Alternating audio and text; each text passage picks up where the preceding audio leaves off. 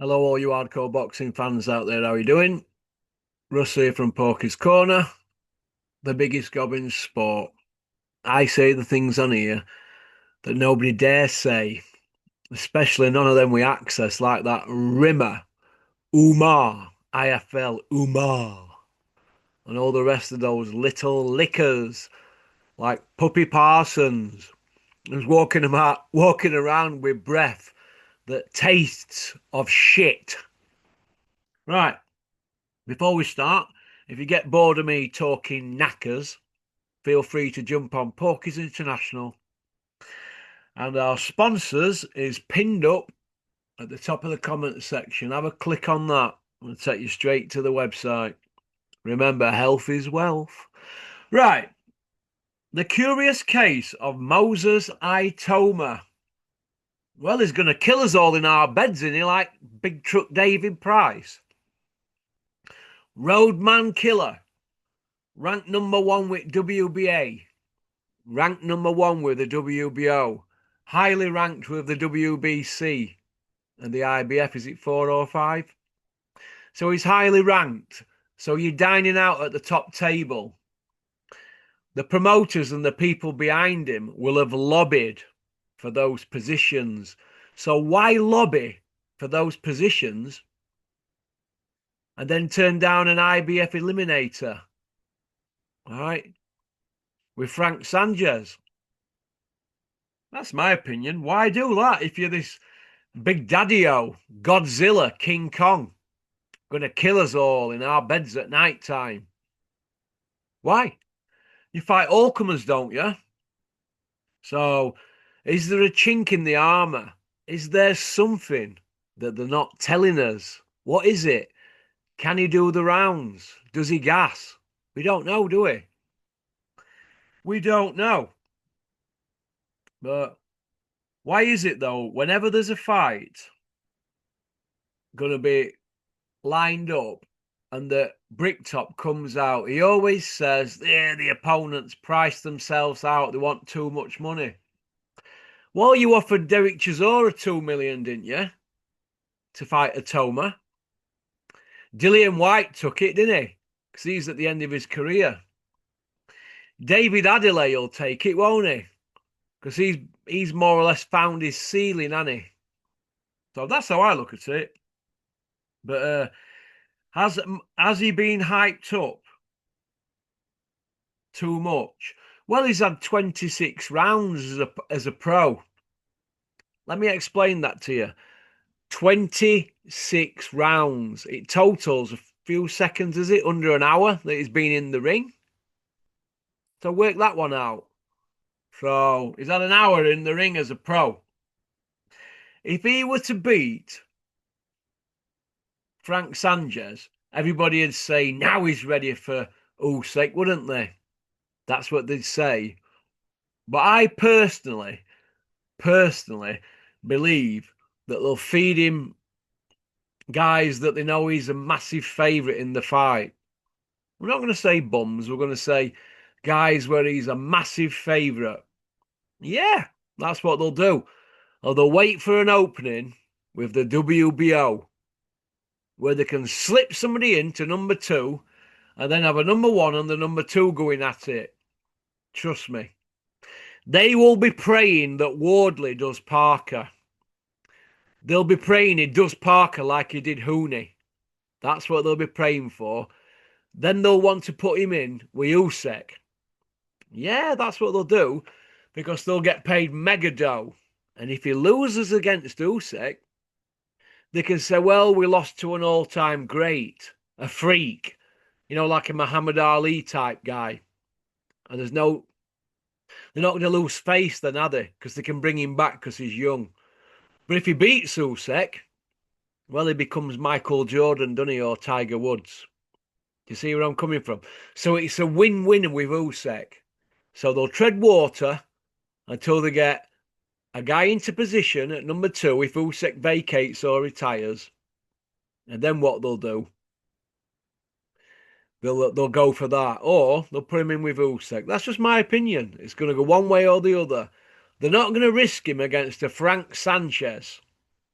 who basically had a dodgy injury, didn't he, when he lost against Caballel? So, but another guy I don't hear nobody mentioning for him, Caballel. He'd be willing to fight, wouldn't he? So it is what it is. But can it be said Bricktop will do what he normally does? Yeah, he will. He'll just come out, won't he?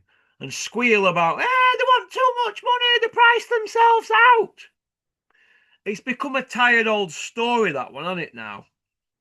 Just tip the money up. There's millions flying about, isn't there? He's got Turkey backing him. They've got him on billboards all over the place in Saudi, in Nigeria and that. So why not? Why not? Get him in with Frank Sanchez. Let's see what he's about. You can't just have 26 rounds fighting stiffs and then be going for a vacant world title or jumping in with Usyk. If they jump in with Usyk after he fights David Adelaide in December, right? What would happen if he gets flogged? They won't care, would they? Because they'd all be getting the commissions off a big Usyk payday, and he goes again, doesn't he? Do you know what I mean? So I don't want to hear about people pricing themselves out. So that's just my opinion, but very disappointing from Umar, because when he got Bricktop on the hook about the Frank Sanchez fight, Bricktop just said, well, we haven't made a decision yet. And that's it. Why didn't Umar jump all over that? Because he's the in-house media guy. That channel's Box Nation. He's not going to put it on Bricktop, is he, about Frank Sanchez? He's not going to do that. Bricktop's coming out with things like, well, he's only 20, no need to be rushed and that.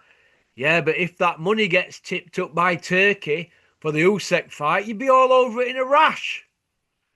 It's hypocrisy yet again from Bricktop. Old Dinted. Very disappointing. Very, very, very disappointing, in my opinion. But it is what it is, isn't it? So, it is what it is. In other news, Simon Jordan. Oh, my God. He's all over Gary Neville taking a flag down on one of his building sites where he's building another hotel. He's entitled to his opinion, but why isn't Simon Jordan all over Crusher Ben for his 2 dope tests that he's not answered to? Eh? He's proved his innocence. Well, how? Why has it all gone away, that? Eh?